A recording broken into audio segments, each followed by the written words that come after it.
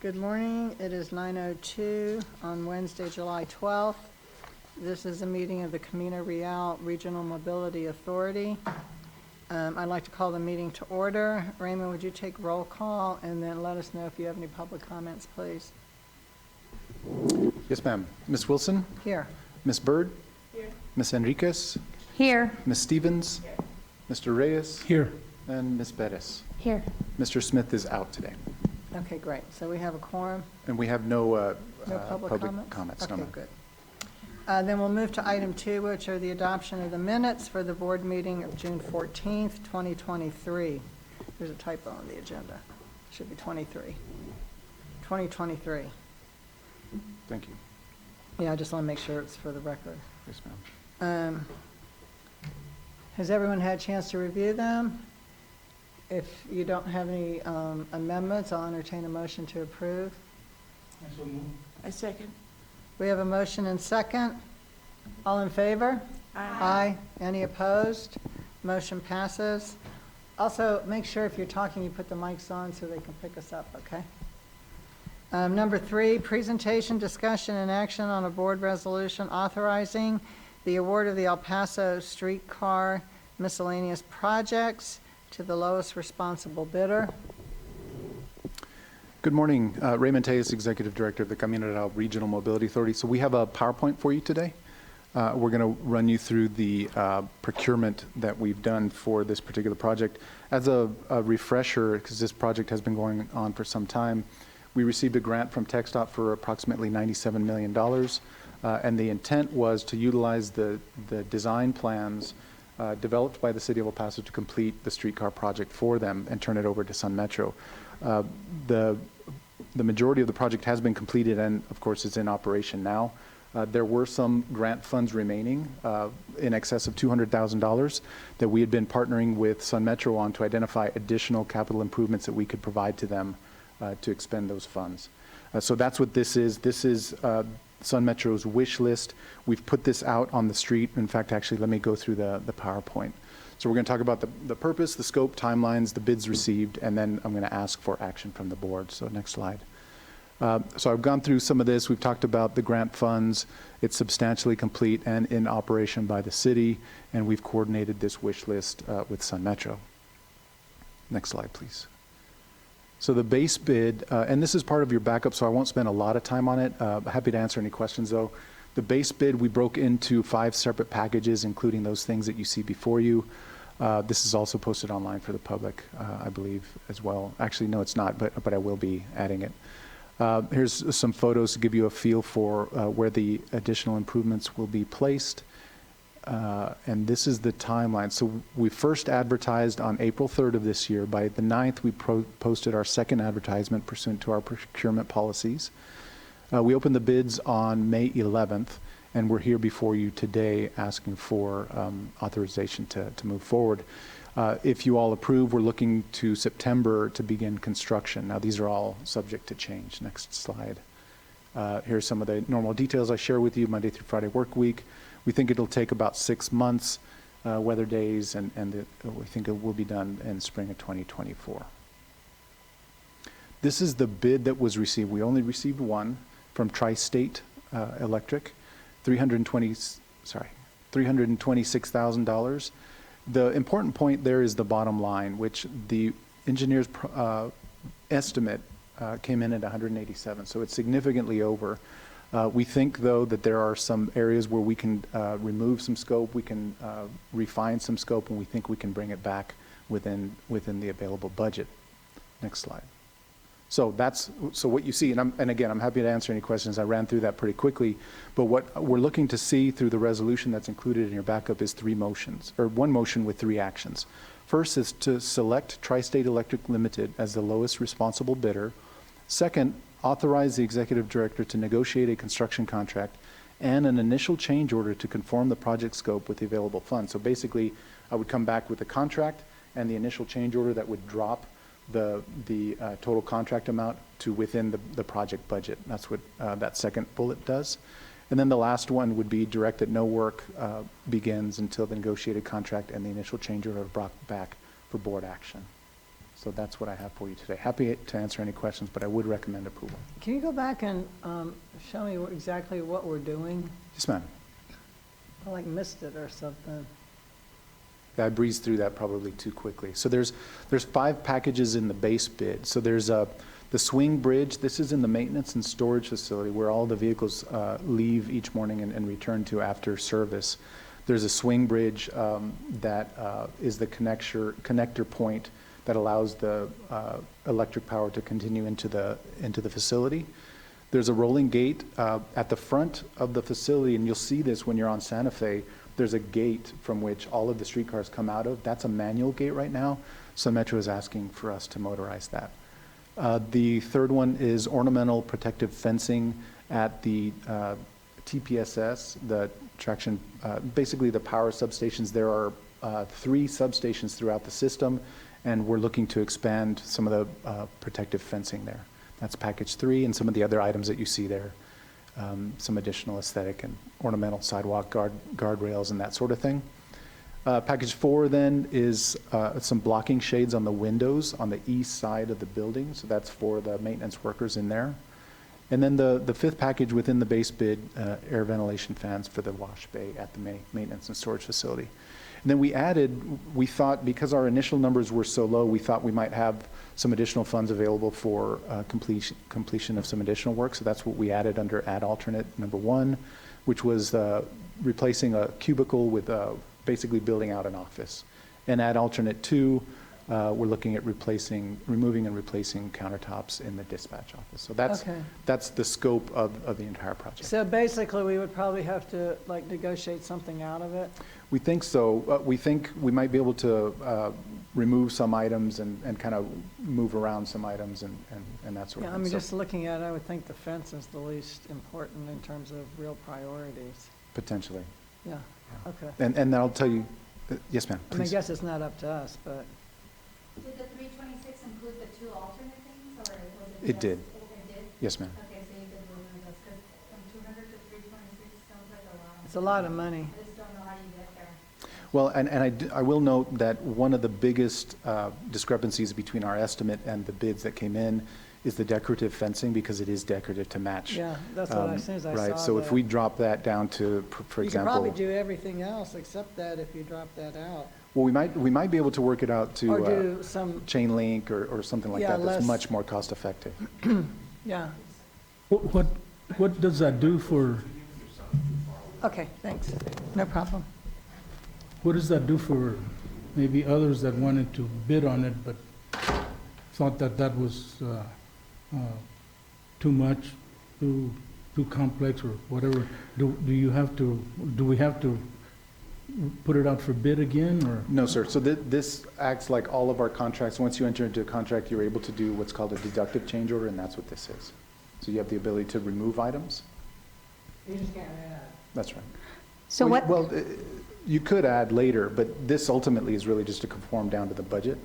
But we are able to do this. So we've run this through legal, and they're comfortable with it. Yeah, usually if your lowest bid is over your budget, you have the opportunity to negotiate down within your budget. You No, just but- have to remove stuff. But in this case, there's only one bidder, Yeah, and they're.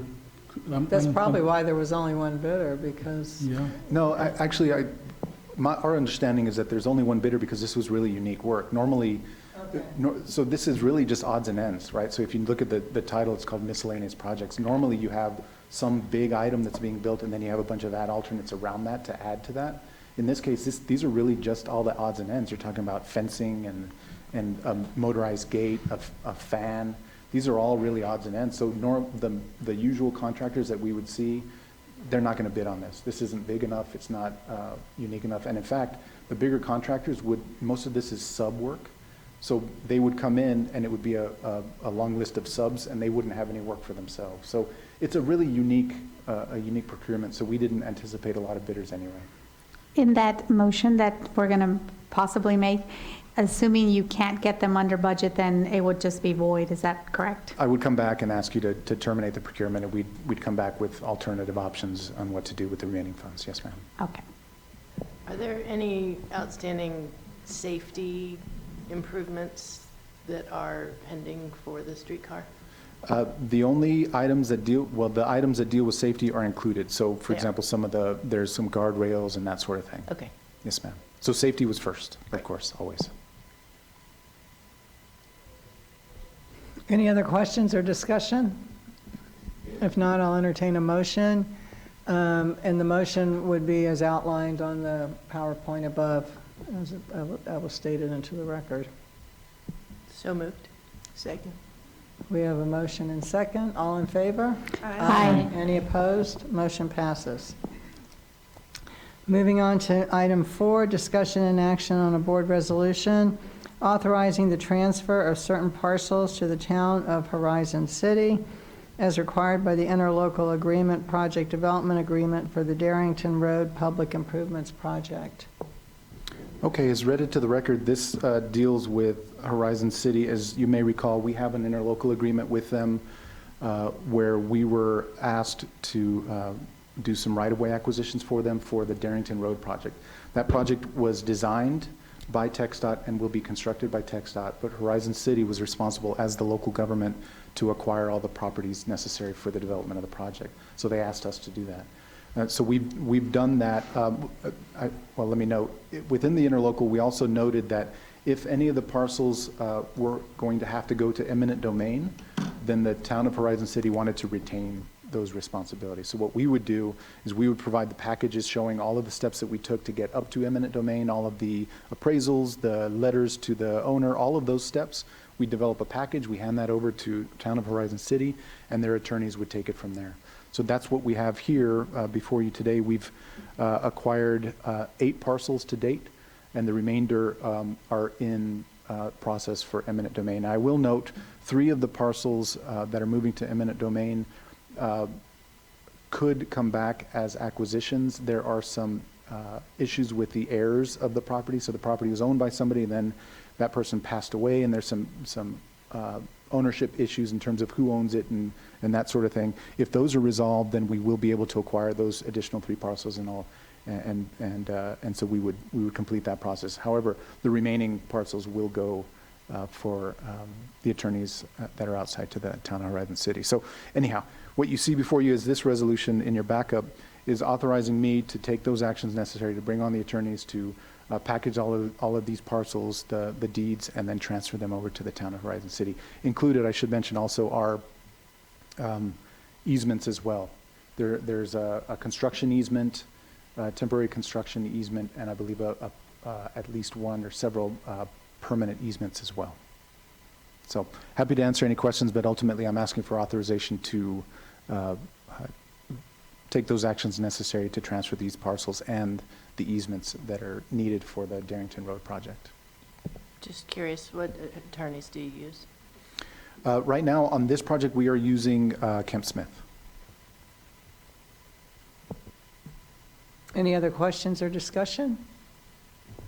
I'll entertain a motion. Second? We have a motion and second. All in favor? Aye. Any opposed? Motion passes. Item 5, discussion and action on a board resolution authorizing the execution of amendments to the following instruments with Atkins North American, Inc. as they relate to the Weiler Aerial Transway Project. A, work authorization number 46, and B, work authorization number 46.1. Okay, for this project, as you know, we've partnered with Texas Parks and Wildlife Department. We are tasked with completing the design packages and then eventually moving into construction. For this one, Parks has asked, so let me take a step back. We've entered into 2 distinct work authorizations with Atkins North America, our general engineering consultant team. The first one, which is 46, was intended to do some initial prep work for the site. So that includes items like the expansion of, or the extension of the parking facility and the loop road, and a lot of the prep work to gear up for the heavier lift, which is under work authorization 46.1, which is considered phase 2, and that's the visitor center, the aerial, and the base stations, and some of the more significant work. So that we've got the 2 separate work authorizations. And those scopes were worked out with and approved by Texas Parks. Well, along the way, as we were developing the design plans, which are pretty far along, Parks has now asked for 2 additional items to be added to these individual work authorizations. So 46, the initial work authorization, they're asking for the refurbishment of the restrooms. And this relates to the fact that while we were able to pull down an additional $10 million from the legislature this last session, it's not enough to build everything. So what we're trying to put together right now is a phasing of the project to see how we can build a portion of it today with the funds that we have, and then wait for either another legislative session or some other funding source to become available to build phase 2. So with that in mind, then Parks is thinking if we're going to build something under phase 1, they'd like to have those restrooms refurbished and reopened so that they could have some sort of an interim opening and the public could at least access either the loop road or they're envisioning some sort of a use while we wait for the funds for phase 2.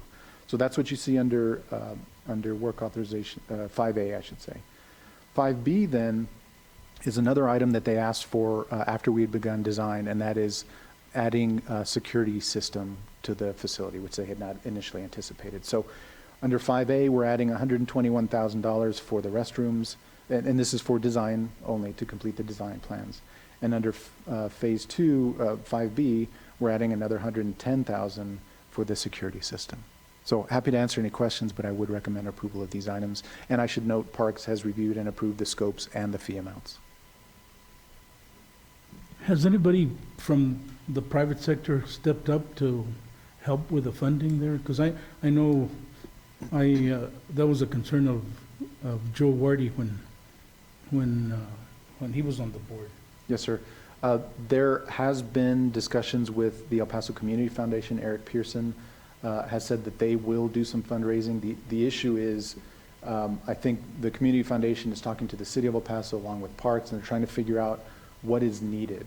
How much is, so we've told them what the project needs in terms of the total project cost, and they're trying to figure out who would be responsible for what. So I believe those conversations are ongoing. So I do understand that there is going to be a private contribution through the Community Foundation. How much do we need? What is it, right? Do you know, like off the top of your head?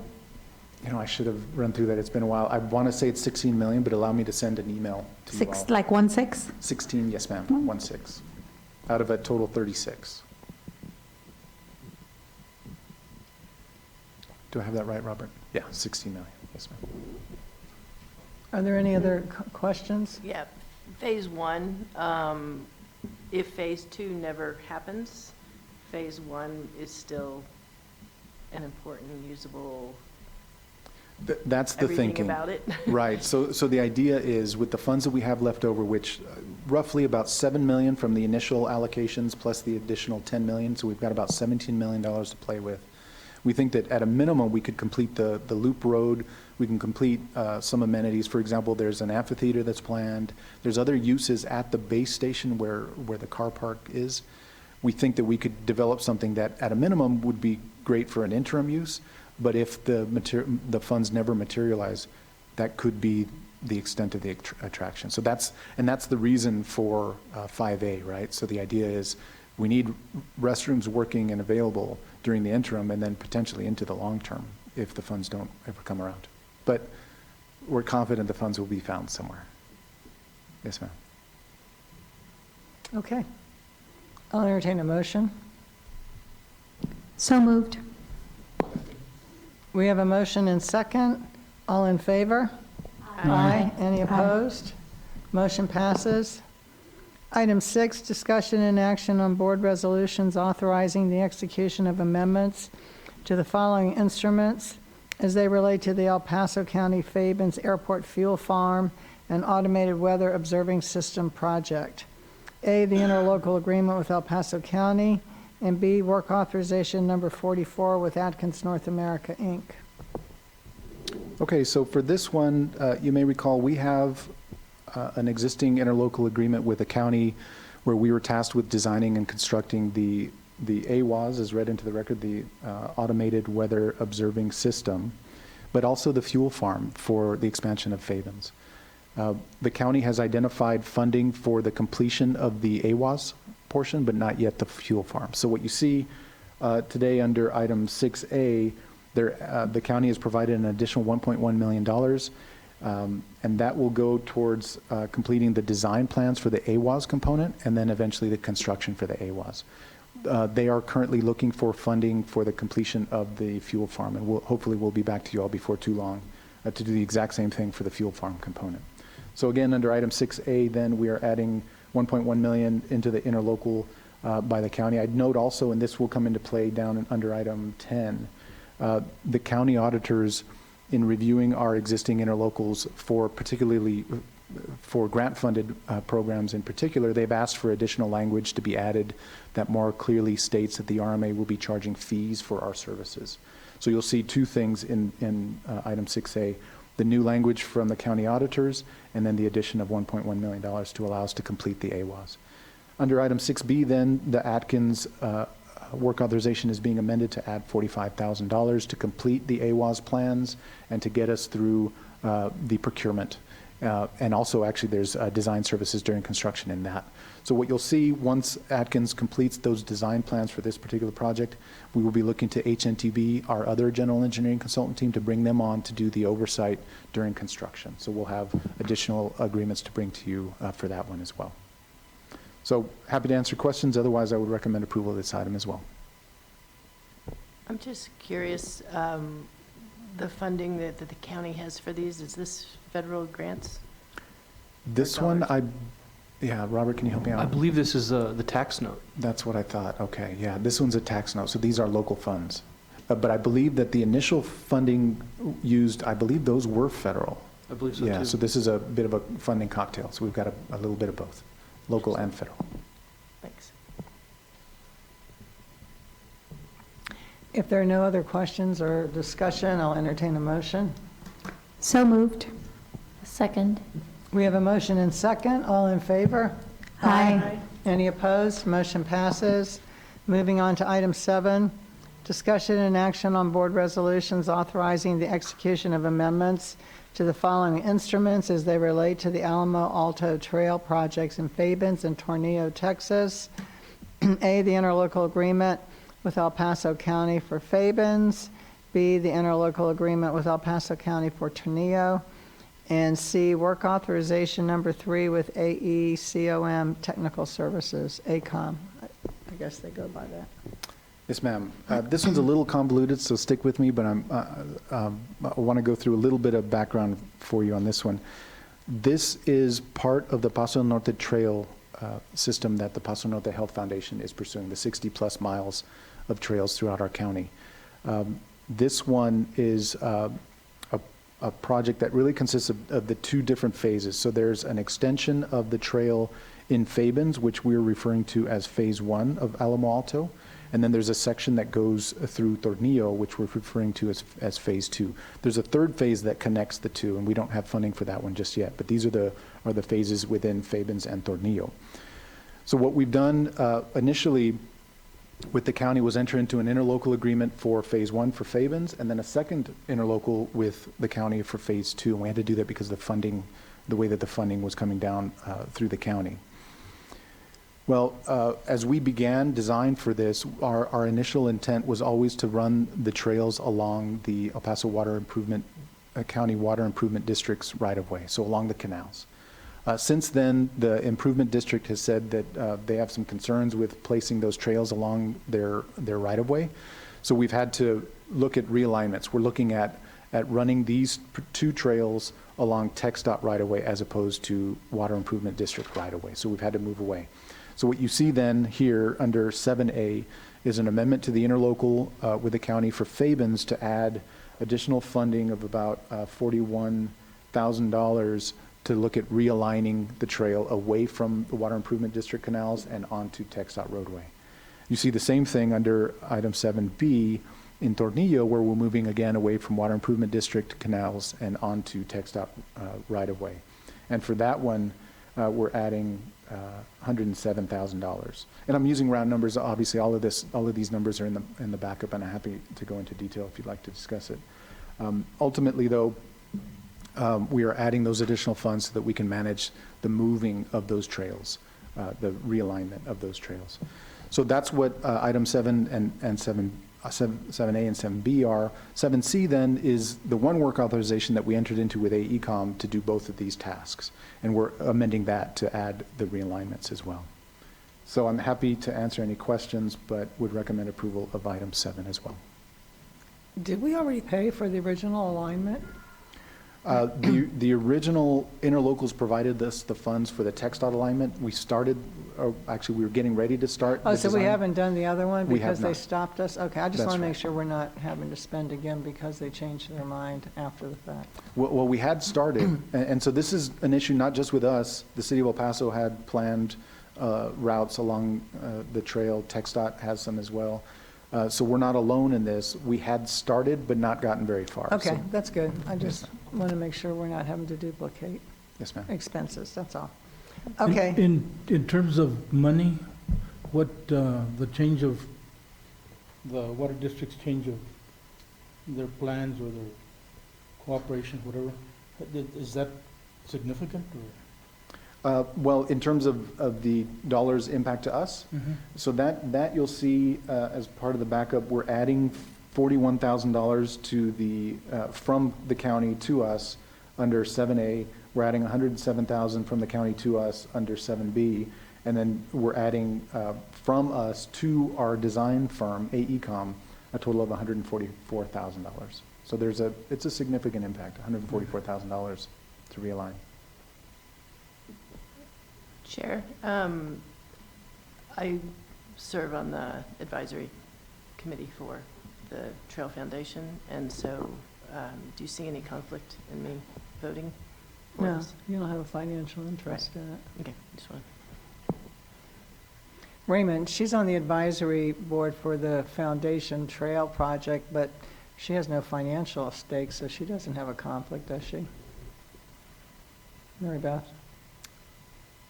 You know, honestly, I hadn't, would you mind abstaining? I hadn't looked at it. That was my plan. Yes, ma'am. Thank you. As long- Yeah, I apologize. I mean, I should have caught that because, Support. Typically, if you're just advisory, you're not making decisions, like binding decisions on behalf of the group. right. Right. And the organization isn't, it's not been created as a 501c3 or anything just yet. It truly It's is an advisory. advisory group, Right. right? Yeah, But I think Nevertheless, for I'll optics, it might be a good idea. Yeah. Thank you for raising that. sorry. I'm more liberal in my interpretations. Okay, so if there aren't any other questions or comments, I'll entertain a motion. So moved. Second. We have a motion and second. All in favor? Aye. Aye. Any opposed? And we have one abstention, Mary Beth Stevens. Thank you. Motion passes. Thank you. Then moving on to number 8, discussion and action on a board resolution authorizing the execution of an amendment to work authorization number 45 with Atkins North America, Inc. for the provision of additional support for the Canutillo Roads and Sidewalks projects under the Colonia Border Grant. Okay, item 8 then, as read into the record, is the Canutillo Road and Sidewalk Project. This is a project we're developing on behalf of the county. The county has asked for additional support from Atkins to do some stakeholder coordination. There will be some right-of-way acquisition required later, so they're also asking for some initial work to develop exhibits and identify the parcels that might be required. We will come back to you if, in fact, parcels are actually required and they do want us to support that. We'll be back with a separate work authorization for that. But for now, item 8 is simply asking for the additional hours for Atkins to provide that stakeholder support. Total amendment is for $12,600.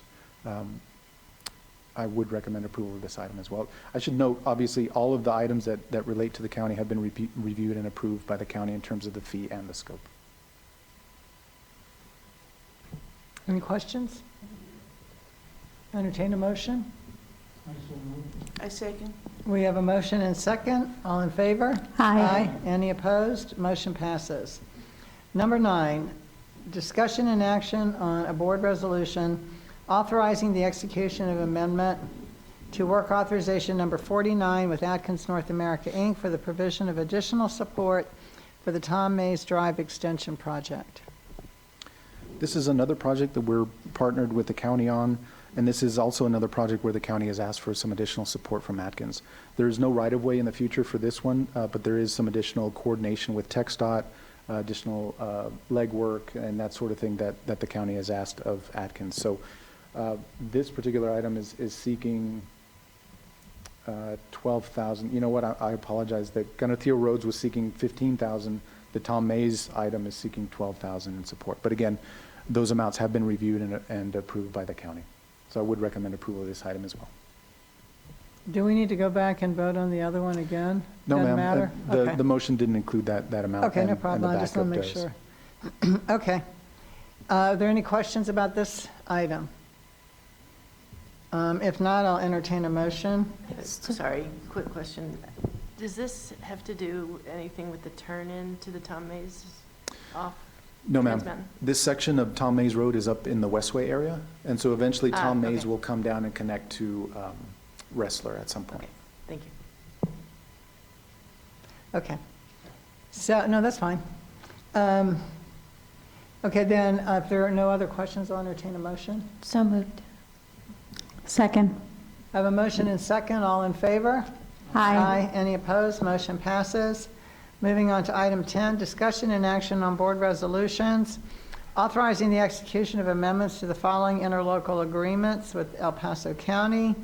A, countywide shelters. B, Fabens sidewalk. C, Fabens Airport monument sign.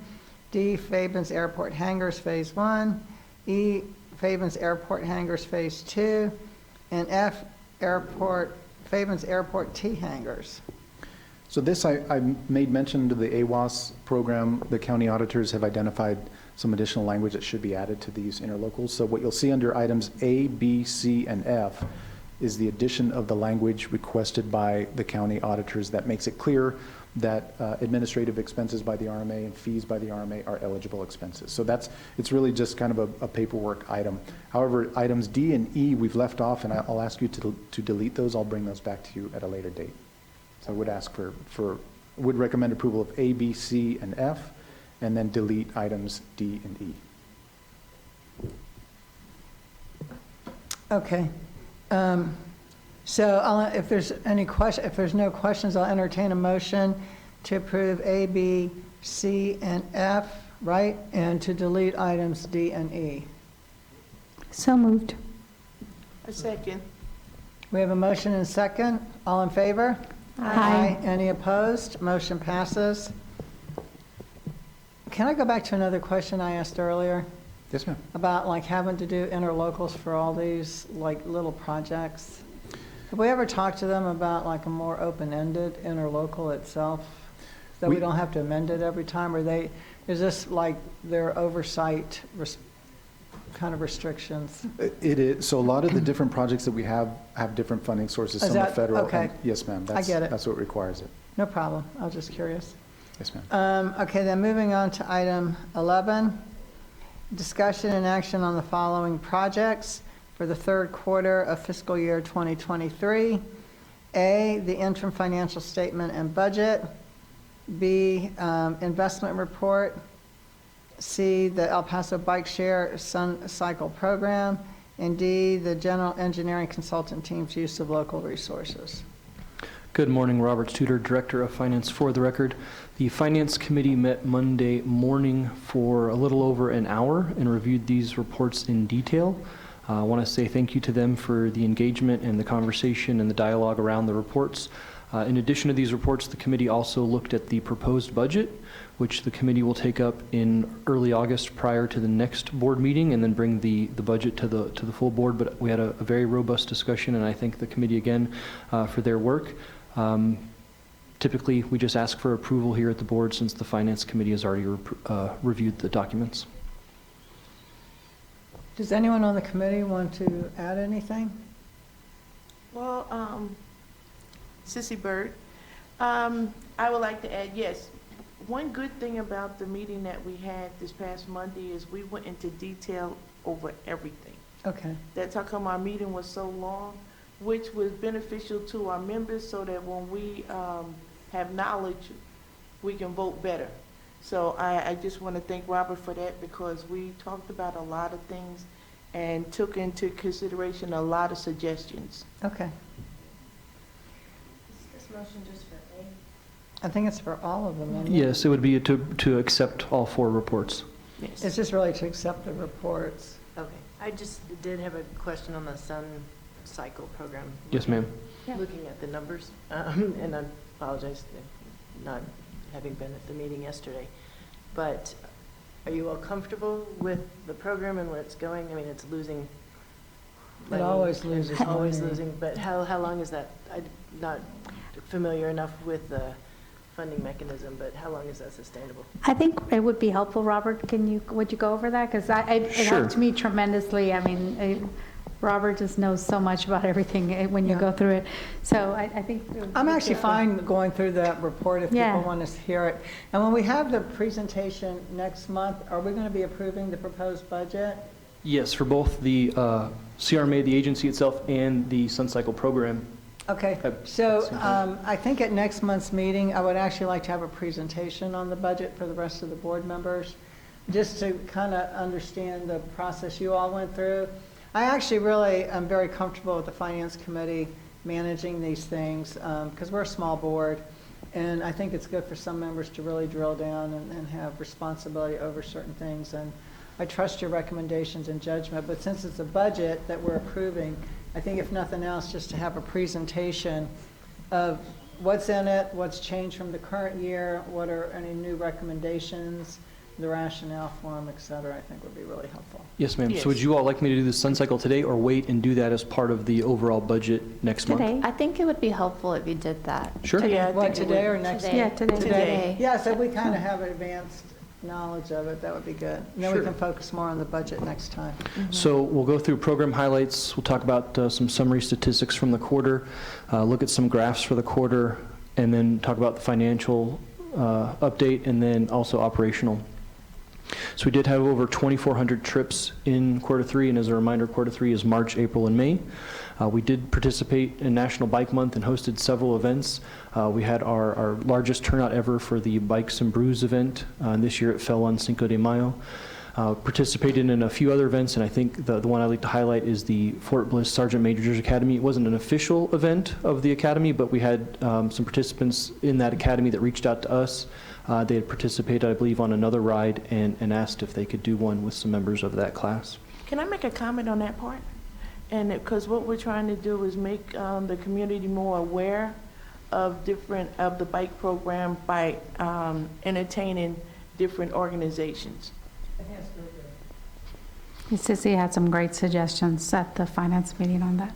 Really good, really good. San Jacinto Plaza and Arts Festival Plaza remain our busiest stations. We've talked with the committee, actually, the last quarter, that we've seen some numbers from the scooters, and they have seen a decline as well in their activity. They saw a spike up after COVID the same way we did, and then their activity has also slowed. And so it mirrors ours, as people do not seem to be either coming downtown or using the micro mobility systems downtown as much as they had in 2021 right after COVID. We are pending responses from the International Boundary and Water Commission and El Paso County as we're looking to expand our footprint to new locations. So we are seeing that slowdown in traffic in downtown and uptown. We've heard loud and clear from the committee and the board at looking and expanding to other places, and so we are pursuing those.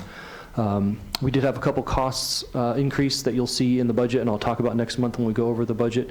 But B-Cycle increased its costs for the first time since we've been involved with them on their software. So we're seeing costs go up with inflation. It was the first time we've seen an increase since 2015. Here are a couple photos from our event on Cinco de Mayo. On that picture on the right, there's actually, I believe, 4 or 5 people that are missing in that, but it sounded like it was a really good event. I apologize, this is a little small. These are some metrics that we've provided since the inception of the program. I would just point out that the carbon offset is over 500,000 pounds, and that calories burned is almost to 22 million calories burned. So we have seen, it's a pretty cool summary of what's happened. This is our ridership Again, we talked about that spike in 2021 as people were looking for something to do and first getting the shots, the vaccine, and we can go out again. And so we saw that spike in FY21, and then a return to more level activity in 22 and 23. This, I think, is the slide that may, one of the slides that may have concerned Mary Beth. Our revenue, however, is down. Oh, one thing to note, none of the rides that we take with other groups like Fort Bliss, the Sergeant Majors, or the others, those don't appear in here, even though we're taking them around for several hours. Those are not checkouts, so they don't factor in here, but those are paying customers that we charge an additional fee to for those rides. The revenue is down slightly. What we've noticed is we have a few power users that seem to use us for commuting, which is an ideal usage. It's a very good option. If you buy an annual pass, you basically have access to a bike. It's fantastic, and we've got a few users that are using it that way, and ideally we could get more of those. We are seeing fewer customers, though, at our two busiest stations, as there's just not the activity downtown that we would hope, and therefore the fewer people downtown, the less that we're able to convert people onto our bikes. So that's what's the change in revenue. Rides remain consistent, but the revenue has dropped a little. And this is the revenue. There are some timing impacts here with whether we get all of our activity in a certain quarter, depending on when we receive our invoices or when we get bank statements in.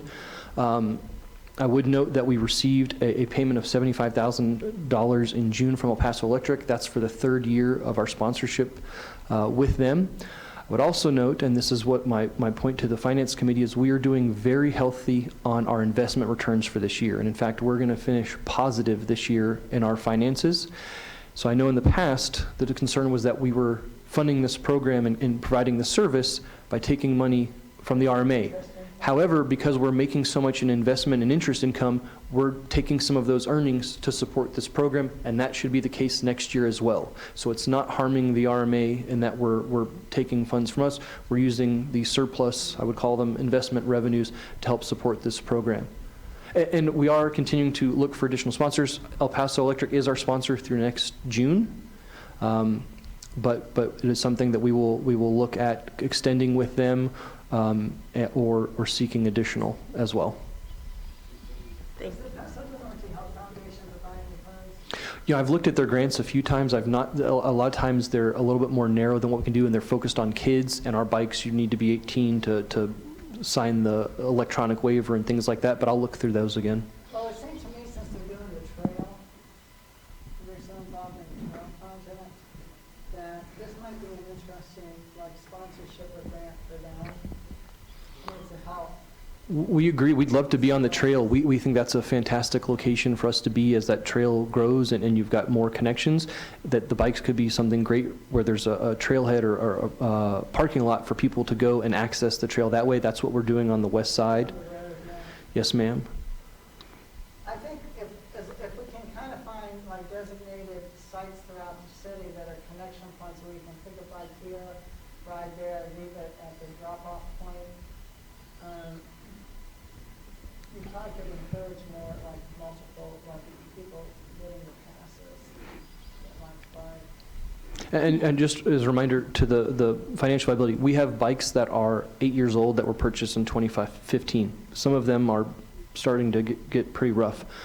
You may recall that we were awarded a grant from TxDOT through the MPO. It's going to allow us to buy hopefully close to 80 bikes over the next 2 years. They will be electronic bikes that we know that people prefer. The original outlay for the program was 80 bikes in year one and another 80 in year two. So this would basically allow us to replace half of the fleet and upgrade it to new e-bikes that will provide a higher level of service. And we'll, of course, market that and bring that. But people really like the e-bikes. And so as a reminder, we will be receiving $100,000 each of those 2 years. And we have to put up, I believe, $25,000 as the match. But it's a huge, we're able to basically refresh the bicycles at minimal cost to the RMA.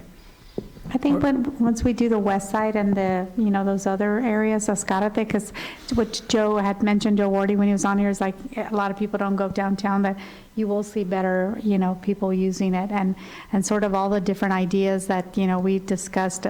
Robert is really working hard on that. I think it can be better. And what he explained to us was basically the money that we're making on investments because of the interest rates and that sort of thing. That's what we discussed, so. And then just one more comment, Robert. As far as the old, the bikes you're replacing, you're still reusing those parts as we need to? Yes, ma'am. So we will not be selling those bikes. We'll use those and basically cannibalize those to help keep the remaining red bikes active. So we'll only put out the best bikes, and the other ones we'll pull parts from, which will hopefully keep our maintenance costs a little bit lower, at least in the short term for the red bikes. And so that's a nice feature as well. Are these electric bikes? The new ones would be electric bikes, and we do have quite a few in the fleet already, but we would be adding hopefully 80 over the next 2 years, which would But be the original tremendous. ones were just regular bikes? Yes, sir, the original, and they're heavy bikes, so the electric motor actually makes it much easier to ride because they need to be very durable as many people are using them. It's not their bike, they may not treat them as great as they would their own bike, and so they're pretty heavy, durable bikes, and so the e-bikes make it so much easier for the average person to ride. Mhm. Thanks. That's very helpful. In terms of the funding, when and if we need positive press, I think that nobody understands that that is actually being funded by it's essentially being funded by the RMA.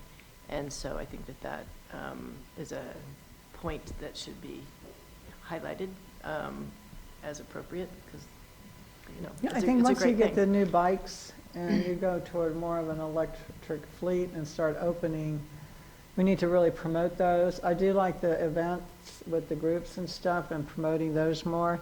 So we probably need to work with whoever we've got on staff, who are our communications, media people, and really start working them to do more in terms of things that we're doing and getting awareness out there.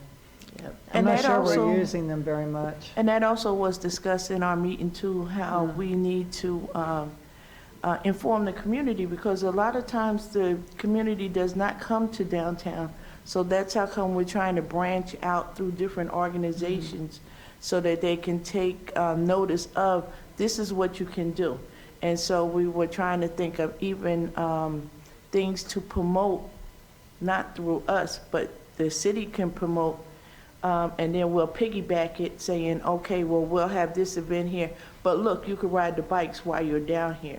Or even, we don't want to make sure we don't miss opportunities of when they have conventions here in promote order the to bikes. promote the bikes, so that people who are visiting here that are only going to be, say, downtown in the hotels, they may have some little time and they want to ride the bike. So those different views we're looking at so that we can better provide a service for the bikes. Yeah. Two things. One, for the promotion, I completely agree, and you might want to consider that would be an awesome project for an intern, and/or project for the UTEP marketing school, to reach out to the professor to say, what would you do to do this, and because they'd be great at that, and it'd be fun and engaging. And then just a question. I love the bikes. I love all of this. I think you guys know. And I don't know if I've asked this before. Do any communities offer helmets for the bikes? Because that's an issue for why families don't use those bikes. Sorry, we're not aware of any. In fact, this was an early conversation that we had when we were first looking to launch the program. One of the promotions that we were thinking about putting out was get a free helmet if you sign up and that sort of thing. And there's just none of them are doing anything with helmets that we are aware of. It's just shocking to me. I don't know why someone hasn't figured that out. But keep your ears open. Yes, ma'am. Or we could Well, deal and with we'll it. ask around. I haven't looked in a while, but we'll put it out to the other B-cycle operations and see if anybody's doing anything. One of the things we could do is, if we could get a sponsor to put their name on the helmet, is offer it with the annual pass. You get an Right. annual pass, you get a helmet. And it would encourage more people to get annual passes and be multi-users. You could jack the price up a little bit to cover some of the cost, but if you get a sponsor to cover all of it, they could buy so many. They don't have to be the really expensive ones. You can get the little cheapos. Yeah, that was the initial plan. In fact, we went from that idea to hydro flasks. So we have hydro flasks that are marked with Sun Cycle logos. And so if you sign up to be an annual member, you'll get one of those still today. But we can look at that, and we'll look around to see if anybody's doing any promotions or anything with helmets. I just think putting together a really good campaign to promote it, including like working with the Hotel Motel Association, El Paso Live, I mean, the convention people, that you put ads in some of these, like anytime there's an event at the theater, there's ads in the programs. You got like hundreds, if not thousands of people going in there, and they kind of, I mean, I look at the program and flip through things. And in the hotels downtown, like some promotional materials for their concierge to like recommend. I don't know our hotels, but any other city, when you go in, you get a map. If we have those, that would be. And on the city best- map, you can buy best place ads to and put it. say, get bikes, and here's like bike. I mean, once you get the paths moving, you can say, here are like bike. Yeah. How about the Chihuahuas? Have people ride to the baseball games? In contrary to what a lot of people thought when the Stadium First happened, there's so much parking right there that not many people have to walk or ride a bike Yeah, very that's why far. yeah. We did try that, though, early on when the Chihuahuas first started. We hosted rides, and we actually were utilizing the parking behind the Masonic Lodge, or that facility. There's parking right by the, so we hosted all of the bikes, and so it was not as successful as we thought it would be, and I think primarily because parking is readily available. We So- tried that, but we're happy to do it again. Maybe I'm in the minority, but from my standpoint, like riding a bike downtown sounds dangerous. Like, I don't want to ride a bike downtown. I would ride a bike on the west side in Azcárate and somewhere. So I think that's like my deal, where I'm like, if you moved it to somewhere else, I would feel totally different. Because I think people riding scooters downtown here, riding bikes are crazy. I just feel it's unsafe. Just feels like Yeah, that. but you'd be surprised at how many people come down just to do that. I know. I I know, mean, but families and everyone, they get them and they're driving, they're riding all around. It's like really I a like the big deal. trails and all that stuff, and so I don't know if that's somewhat of a perception from people. I And do we think that. discussed I think it allows them to traverse more of downtown than they can on foot, and that they want to in a car, because you got to park and stop and park, and finding parking is a And we drag. did discuss that in our meeting on Monday, Yeah. about how people feel about riding a bike downtown because there's no, they will feel unsafe. So, and I think your comment is a good one. We've taken that to heart. Initially, the program was invested in downtown, and it always had been. UTEP to downtown, that was the intent. The idea of moving out to Azcárate, to the trail on the west side, is to address that, right? So those folks that aren't going to ride downtown and will never ride downtown, we still want to capture them. So that's the expansion that we're looking at. So I think we're trying to look at both areas now, whereas before it was really just an investment in downtown to UTEP. Right. And going out to Texas Tech, to the Health Sciences Center, they're huge out there now. We They're had creating that link along, not Texas, but Texas to Alameda. Alameda. we were close with them 2 years ago about putting a station out there and getting a sponsorship, so we'll renew that and Yeah, reach now back that out to them. COVID's over, I mean, they've got the dental school, they've got a lot of young people out there that I think would probably kind of like that. We will. We were trying to link those distinct facilities so that they could Yeah, ride that from was the one whole building to plan another. initially, was Yeah. like the V between the two. We will schools. re-engage. And I will, Ms. Enriquez, I do know people that feel the exact same way. And hopefully, as the city and TxDOT look at adding bike lanes and protected bike lanes and additional bike infrastructure, not just in the downtown area, but connecting to the downtown area from other places, because I think with cyclists, there's a lot of fear of the driver, and if you build it, I do think you will see more cyclists. So we've got to hopefully pursue those opportunities. I will bring. So we will bring back a budget presentation for you all that includes the CRRMA, the organization itself, and then the bike share, and we'll spend plenty of time with that. And I'll get some feedback from the committee on the level of detail, but we'll make sure that it's got plenty for the full board so that you're well versed in what's going on with us. Nice to have some recommendations of ideas for sponsorships going Yeah, we'll take those. Yes. But I do really think we've got to focus on awareness and marketing. There's a new small boutique law firm, something Enriquez. I mean, they need to get their name out there, so that would be fantastic. Just one last quick question, and just if you know it off the top of your head, how much is a station, like to put in a station? You had mentioned it the other day for the trails. Like if, let's say at Texas Tech, we wanted to have 3 stations. It depends now, because there's a new version of dock that's a little bit more expensive, but it's a lot more flexible. So whereas currently we have the station where it has the full station with the Let's just kiosk. go- How much is the new good one? Do better you have a one. feel for that? It really depends on how many docks you want. 3. Three docks for bikes or 3 stations? Let's just say, because I'm just thinking about for Texas Tech, because it seems like a no-brainer. So having 3 different locations So, at Texas Tech. so 3 different locations. How many bikes average you usually put on a location? 8? So 7, 9, 11, something in that range. Let's do 7, so that'd be 20. But I'd have to look at the prices, but I think the prices are about $2,500 a dock. Now that's, Raymond's saying it's a little bit different because it used to be you had to buy the Okay, kiosk that's and the just docks. super doable. Like, I can't imagine let it- Texas but- Tech. but let us- do More that. than 20 grand, are you, for, Could you repeat that? cost more than 20 grand? No, it wouldn't cost more than 20 grand to put out. Let us share some numbers with you a little more formally. I'm a little nervous sharing That- numbers that's off the fine. top of my But head. even if it was under 50,000, I mean, in my head, It definitely Texas is. Tech, it's like almost a no-brainer. Like, they would, Well, that's what we I can thought, imagine right? it. That's what we thought, because we went in with a pitch, and it was well below that, but we never got there. It's not significant numbers, but let us put some numbers together to give you a feel for what we're talking about, okay.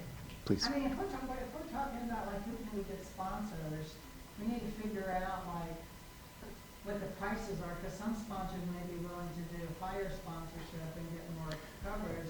Then you might have some smaller sponsors. And we do have that, so Robert has put together a package to present to sponsors. We've shown that to sponsors. We have individual pricing sheets, and we have all of that. My only comment is I don't have that on the top of my head. Well, if you would just bring that next month. Yes, ma'am. Yeah. I mean, some law firms would love it. Yeah, I mean, I think we could give you some ideas. We're holding you to it, Raymond, the exact amount. I'm just kidding. Thank you all very much. Yeah, and like I said, that, you know, in our finance meeting, we discussed all these different things from different point of views. So from advertisement to the new bikes, we really have. Thank you, and I'll echo Chairwoman's comments that I have complete confidence in, it was more of a curiosity today, so I appreciate the indulgence of that. But in general, I would not. But I Which really is a- like I apologize. No, I really like the intern use, or the looking into an intern or a UTEP marketing for this program would be really, and we would probably capture a different age group that we're trying to target as well with that particular marketing, so. Plus somebody who's got really good digital skills. They can understand digital media well, because that's where you can really get a lot of push for not a lot of money. And what's interesting, if you notice in the pictures for the presentation, they're not young people. No, old people want to ride. They were like in their 30s. What do you mean by that? Half my age, that's what I mean. So, you know, one good thing about the bikes, it's for any age, and, you know, that's where we're promoting it that way, because a lot of 30-year-olds are riding the bikes also, and that's how come also we're gonna try to target some of the veterans here, because they're healthy. They run 5 miles in one morning. I don't think I want to do that in 1 week. But, you know, so that's where, even though we're the finance committee, we do discuss everything in detail from every option, so that when we present it to the board, and then it's a good thing that the board asks us questions, so that when we have our next meeting, we can say, okay, well, they asked about that, but remember, we discussed this, and then we can bring back more detail, because without the board asking us questions, how are we gonna know what you want to know? Thank you. Thank you. So I would ask for a motion and a second to accept the 4 reports. Are there any discussion about any of the other reports at this time? If not, then I'll ask for a motion to accept the reports as presented. So moved? I second it. We have a motion and second. All in favor? Aye. Motion passes. Item 12, discussion and presentation on change orders recently approved by the Executive Director for the El Paso County Passenger Shelter and Sidewalks Project. This should be a brief item. I've got a PowerPoint for you, but as we get that set up, I should have mentioned Robert Studer has been elected to the City of El Paso's pension board, so I just wanted to mention that. I think that's going to be really helpful to us. Some of the training he gets over there will be useful for us as well, so I wanted to mention that. And on a related note, Mr. Studer will also be running our August meeting, much as we did last year, so I will be here just to watch. So item 12 then, we do have this brief PowerPoint. By way of background, the board authorized through a board resolution back in 28, authorized the executive director to make change orders in amounts up to $100,000 with certain conditions. If the change order is under $50,000, I bring it to the following board meeting. If it's over $50,000, I send an email immediately and then also bring it back to the following board meeting. So today we have only one for you, and it was under $50,000, so I'm just bringing it to you as a heads up. It's from the County Passenger Shelters and Sidewalks Program.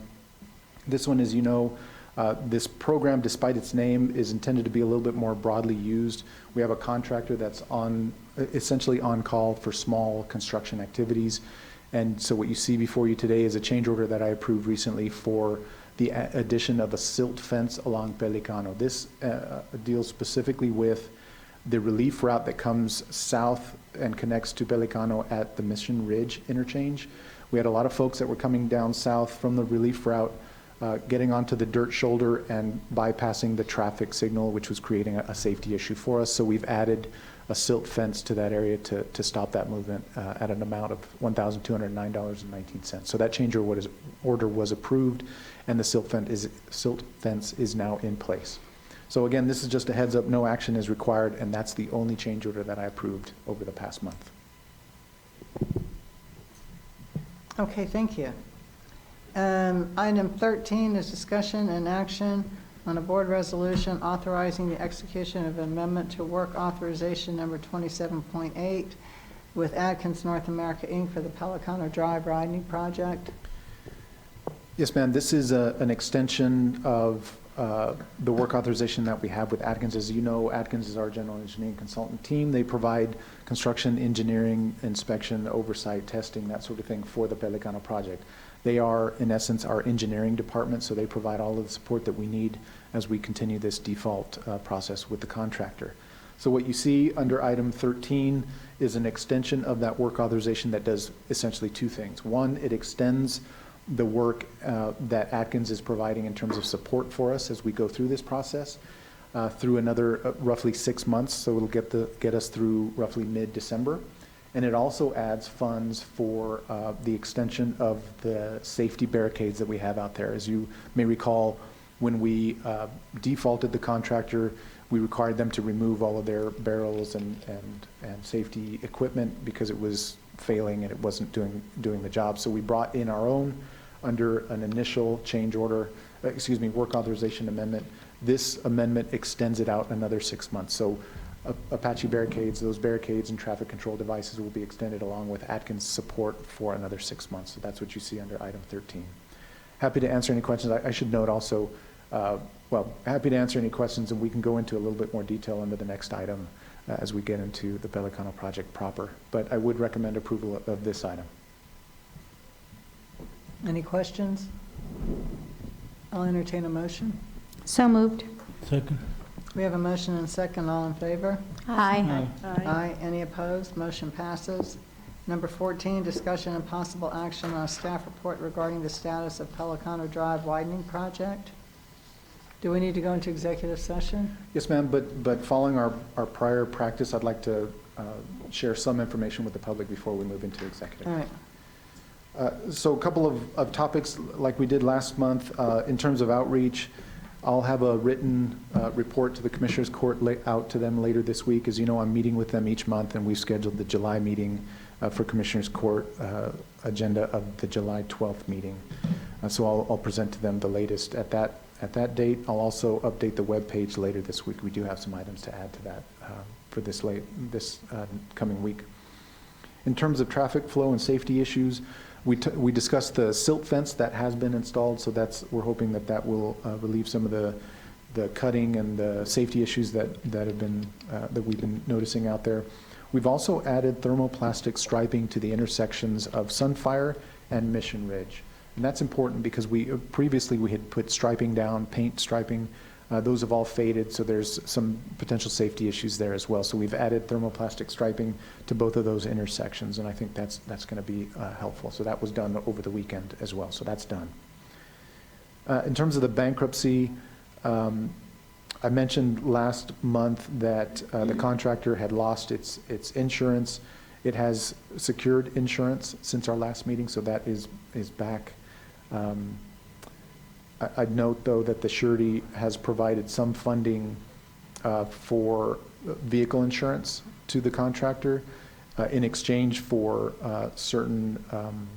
for JAR's agreement to certain limitations on JAR's use of cash allocations to the process. So essentially what I'm saying there is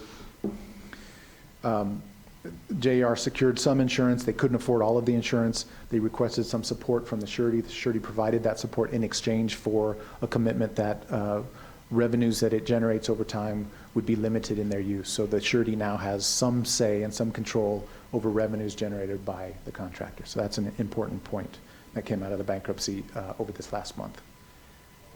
In terms of the default then, our attorneys are communicating regularly with the surety's attorneys and requesting the restart of work for the project. So we'll go into a little bit more detail in executive session, but I wanted to make that point that those communications are ongoing.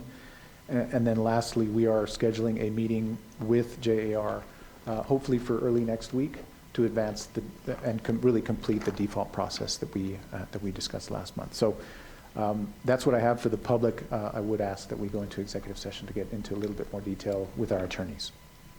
And in fact, actually, I have this one.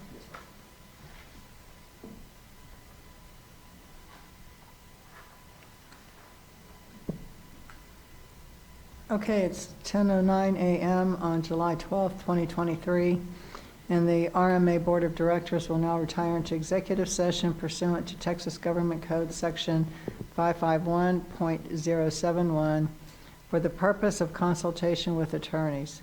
We will reconvene the open meeting upon conclusion of the executive session. Let's see which one I'm doing now. Okay. So it's now 10:34 a.m. on July 12th, 2023, and the Board of Directors of the RMA is reconvening its open session after deliberations in executive session pursuant to Texas Government Code Section 551.071. The board consulted with its attorney, but no action was taken in executive session. Is there any actionable items remaining? Any other business for the day? No, ma'am, we are done. If not, I'll entertain a motion to recess the meeting. So moved. I second it. We have a motion and second. All in favor? Aye. Aye. Aye. Any opposed? Meeting is adjourned. 10:35. Thank you all very much for your time today. Good meeting.